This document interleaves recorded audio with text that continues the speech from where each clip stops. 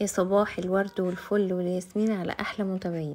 معاكم فيديو جديد والروتين جديد. الروتين بتاع النهارده تشجيعي جدا، هتلاقوا فيه افكار حلوه جدا هتعجبكم.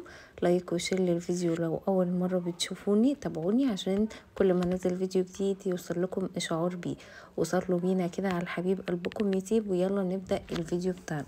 طبعا هنشوف في الفيديو دوت ازاي ننظم وقتنا، ازاي نشتغل في البيت حاجات بسيطة وفي نفس الوقت ننجز شغل من شغل البيت ومن غير برضو ما نتعب نفسنا.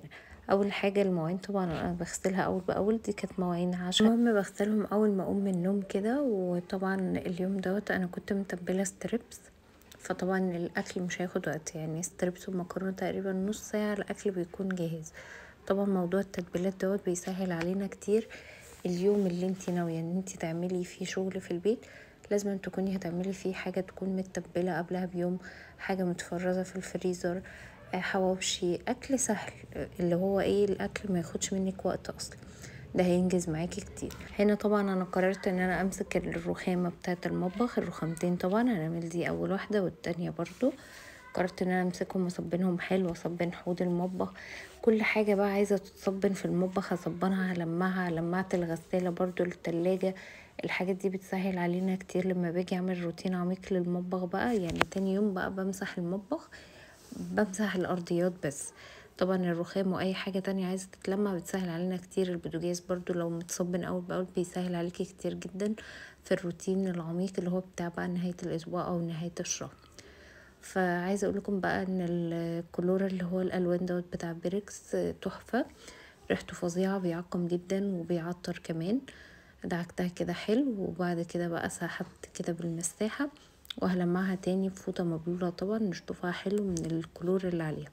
حطي لايك للفيديو لو وصلتي معايا لحد هنا ولسه محطتيش لايك، وعايزه افكرك بالاشتراك تشتركي عشان كل ما انزل فيديو جديد يوصلك اشعار بيه. من الحاجات اللي بتسهل علينا روتين نهايه الاسبوع ان كل الاوض برضو ايدك فيها يوميا، اللي هو الروتين الساعه. هسيب لكم اللينك بتاعه في صندوق الوصف. هقول لكم هنا مجمل كده كلام عن روتين الساعه، بس طبعا شوفوا الفيديو بالتفصيل هسيبه لكم في صندوق الوصف. روتين الساعه بقى انتي كل اوضه بتخصص لها ربع ساعة على حسب بقى مساحة الشقة بتاعتك، ربع ساعة 10 دقايق. بتدخلي تعملي ايه؟ ترجعي كل حاجة مكانها. يعني لو اوضة الاطفال في كتب، في حاجة واقعة في الارض بتشيليها، بتعدلي السراير، بتكنسي بالمكنسة، بتلمعي الكومود، ما بتكمليش 10 دقايق. نفس الكلام الليفينج، النوم، اي بقى مكان في الشقة عندك 10 دقايق ربع ساعة بتدخلي تلمي كل حاجة وترجعيها لمكانها. لو شوفوا شكل الرخامة بعد ما خلصت معايا حاجة كده ايه تفتح النفس اللي واقفة في المطبخ. كان عندي برضو غسيل طبعا حطيته في الغسالة. كنت حطيت الغسيل في بداية الشغل خالص، يعني على ما الغسالة ما بتخلص شغلها بتكون انتي مثلا خلصتي الروتين بتاعك، سواء هتشتغلي في المطبخ زي ما انا اشتغلت او الحمام او اي مكان تاني. فالغسيل على ما تخلصي بيكون خلص بتنشريه.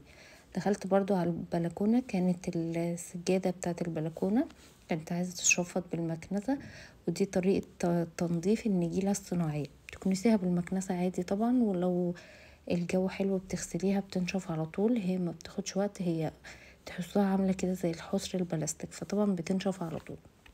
ميزتها بقى ان هي بتدي شكل حلو جدا للبلكونه وبتديها روح حلوه، فاللي متردد يجيبها يجيبها. طبعا بقى سقيت الزرع وخلصت الغسيل ونشرته ودخلت بقى على المطبخ، قلت بقى ايه احضر حاجه حلوه كده بما ان الغدا مش هياخد وقت. زي ما قلت لكم انا كنت هعمل ستريبس ومكرونه، فالاكل مش هيكمل نص ساعه. المهم اول حاجه كده خدت مكعب من الزبده حطيته يسيح، وطلعت الكنافه من الفريزر، وابتديت ان انا افتفت الكنافه كده بايديا. طبعا لو عايزه تستخدمي الكبه لو انتي هتعملي كميه استخدميها، بس انا تقريبا استخدمت ربع كيلو، فمش مستاهل ان انا اطلع الكبه واعينها تاني، بفتفتها كده بايديا بتتكسر على طول. طبعا الحتت المكلكعه اللي مش عايزه تتكسر دي لما الكنافه بتتحمص بتتفرم وما بيبقاش في اي حاجه مكلكعه، فانتي حاولي تفكيها على قد ما تقدري.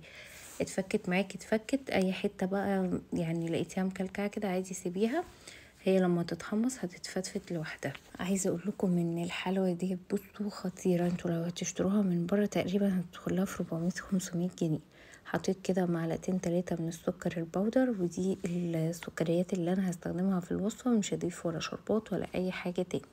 فطبعا ضيفوا السكر زي ما بتحبوه، بس 3 معالق بيبقوا كفايه جدا للكميه دي. السمنه كانت ساحت، هنمسك الكنافه نغلفها كويس جدا بالسمنه، نقلبها كده كويس بين ايدينا، نتاكد ان كلها شربت سمنه. هنا محمد كان عايز ياخد حته يدوقها، بيحب يدوقها كده وهي نيه. المهم خلصتها. الفرن بقى والع على درجه حراره 180 او الرف.